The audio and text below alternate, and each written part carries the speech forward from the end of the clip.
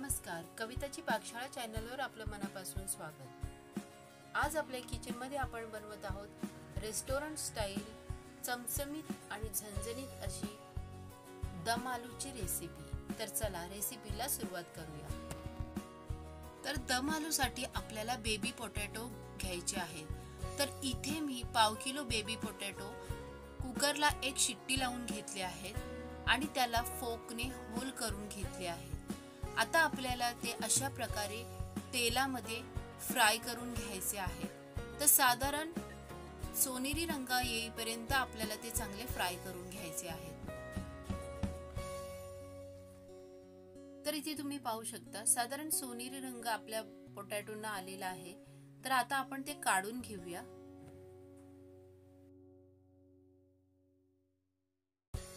आता त्याच कढईमध्ये मी एक चमचा जिरा घालून घेतला आहे आणि दोन मोठ्या साईजचे कांदे बारीक चिरून घेतले आहेत। आता ह्या कांद्याला सोनेरी रंग येईपर्यंत आपल्याला चांगले परतून घ्यायचे आहेत।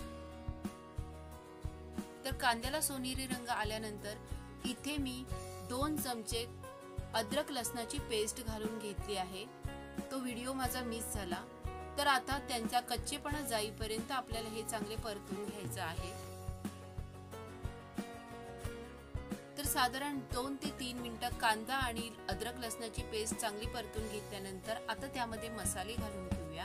तर त्यासाठी इथे मी 1 चमचा लाल मिरचीची पावडर, अर्धा चमचा गरम मसाला, 1 चमचा जिरे पावडर, 1 चमचा धने पावडर, पाव चमचा हळद। आता हे सगळे मसाले आपल्याला तेलावर चांगले परतून घ्यायचे आहेत। साधारण मिनिटभर मसाले चांगले परतून झाल्यानंतर आता त्यामध्ये आपण थोडंसं गरम पाणी घालून घेऊया आणि पुन्हा एकदा ते मसाले चांगले शिजवून घेऊया। तर सतत परतत आपल्याला 2 मिनिटं हे मसाले चांगले शिजवून घ्यायचे आहेत। 2 मिनिटं मसाले चांगले शिजल्यानंतर आता त्यामध्ये मी 2 टोमॅटोची प्युरी घालून घेतली आहे। आता हे टोमॅटो आपल्याला चांगले शिजवून घ्यायचे आहेत। 5-1 मिनिटं टोमॅटो चांगले शिजवून घेतल्यानंतर आता त्यामध्ये आपण अर्धा कप दही घालून घेऊया। दही चांगलं फेटून घ्यायचं आहे, नाहीतर त्याचे दाणे दाणे तयार होतात। तर आता दही घातल्यानंतर पुन्हा एकदा सर्व मिश्रण चांगलं एकजीव करून घेऊया। आता सर्व मिश्रण चांगलं एकजीव झाल्यानंतर आपल्याला ते 10 मिनिटं म्हणजे तेल सुटेपर्यंत चांगलं शिजवून घ्यायचं आहे। तर साधारण 10 मिनिटांनंतर तुम्ही पाहू शकता आपल्या ग्रेव्हीला मस्त तेल सुटलं आहे। आता आपण ह्यामध्ये थोडंसं चवीपुरतं मीठ घालून घेऊया आणि पुन्हा एकदा ग्रेव्ही चांगली ढवळून घेऊया।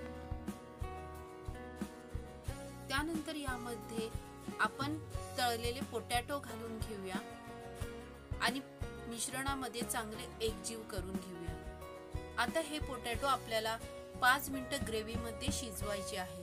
त्यामुळे काय होईल की ग्रेव्ही पोटॅटो मध्ये चांगली मुरली जाईल।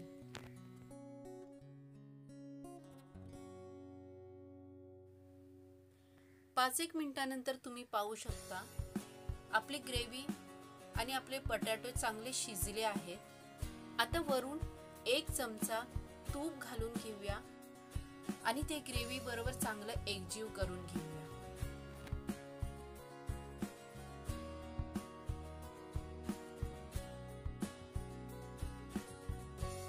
तूप ग्रेव्ही मध्ये चांगलं मिसळल्यानंतर त्यामध्ये वरून भरपूर अशी कोथिंबीर घालून घेऊया आणि पुन्हा एकदा सर्व ग्रेव्ही चांगली ढवळून घेऊया।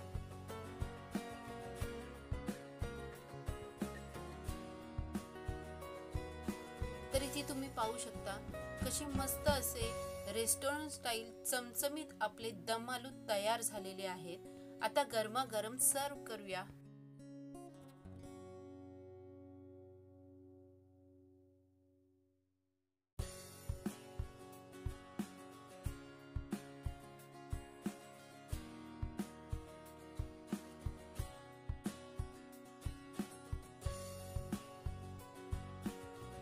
तर तुम्हाला ही रेसिपी कशी वाटली हे कमेंट करून नक्की सांगा आवडली असेल तर लाईक करा, शेअर करा आणि अशाच नवनवीन रेसिपींसाठी कविताची पाकशाळा चॅनलला सबस्क्राईब करा.